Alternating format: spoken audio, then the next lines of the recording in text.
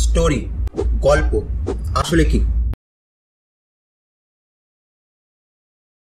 আমাদের জীবনের প্রতিটা মুহূর্তই হলো একটা স্টোরি। সেটা প্রথমবার কথা বলা, বা প্রথমবার হাঁটতে শেখা, বা প্রথম স্কুলে যাওয়া। জীবনে প্রতি মুহূর্তে যা কিছু ঘটছে বা যা ঘটতে চলেছে তার সবকিছুর পেছনেই রয়েছে একটা গল্প বা স্টোরি। এবার এই যা কিছু ঘটছে এই জিনিসটা মনে রাখবে। আজকে আমি তোমাদের ৮ বছর আগের একটা গল্প শোনাই, চলো। একটু আগে একটা কথা মনে রাখতে বলেছিলাম, মনে আছে? যা কিছু ঘটছে। এখন আমরা সেটা নিয়েই কথা বলবো।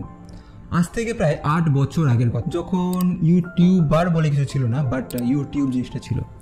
তখন থেকেই ভিডিও বানানোর শখ ছিল প্রচণ্ড একটা ছেলের, কিন্তু সে জানতো না যে ভিডিও বানায় কেমন করে, বা ভিডিও বানাতেই বা কী হয়। তাই সে হাতের কাছে যা পেত তাই ফোনে রেকর্ড করতো আর আপলোড করে দিত। তারপর আর কি, কম্পাস ছাড়া জাহাজের মতোই একদিন তার স্বপ্নের জাহাজের আশাহীনভাবে সলিল সমাধি হলো, আর তার জীবন থেকে হারিয়ে গেল আশা বা হোপ। এবার এই আশা বা হোপ, এই ওয়ার্ডটা মনে রাখবে, ঠিক আছে? পরে বলছি আমি কেন। তারপর সেই ছেলেটা স্কুল, টিউশন, খেলাধুলা, ক্রিকেট এসব নিয়ে ব্যস্ত হয়ে পড়ে, আর ভিডিও বানানোর ইচ্ছেটা ওই মনের এক কোনায় বসে পুরনো খবরের কাগজের ন্যায় ধুলো খেতে থাকে। কিন্তু কি জানো, পুরনো খবরের কাগজ পুরনো যতই হোক, কোনো না কোনো সময় কোনো না কোনো কাজে ঘরের ঠিক সেই কোণাটা থেকে বেরিয়ে এসে নিজের অস্তিত্বের জানান দেয়। ঠিক তেমনভাবেই এই ছেলেটার সেই ৮ বছর আগের স্বপ্নটা তার মনের দরজায় এসে ধুলোমাখা হাতে একটা টোকা দিয়ে বলে যায় যে আমি আছি। এবার মনের সেই দরজা খুলতেই সে দেখে ৮ বছর আগের সেই ছেলেটা তার দরজার বাইরে একটা চিরকুট রেখে গেছে, আর তাতে লেখা, ঠিক ধরেছ, আশা বা হোপ। অতীতের সেই ছেলেটার কাছে কম্পাস ছিল না, কিন্তু অতীত যখন বর্তমানের হাতে কম্পাস ধরিয়ে বলে তুই পারবি, তখন বর্তমানের কি করা উচিত?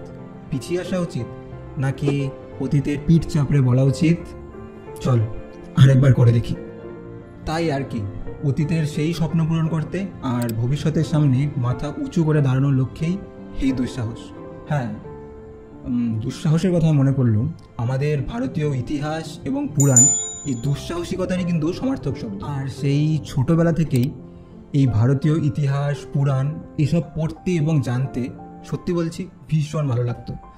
তাই ভাবলাম যে তোমাদের সাথেও সেসব শেয়ার করা যাক। তাহলে আর দেরি কিসের? এই ভারতের ঐতিহাসিক রোমহর্ষকর পুরাণ এবং ইতিহাস সম্বন্ধে জানতে আমার জাহাজে উঠে পড়ো।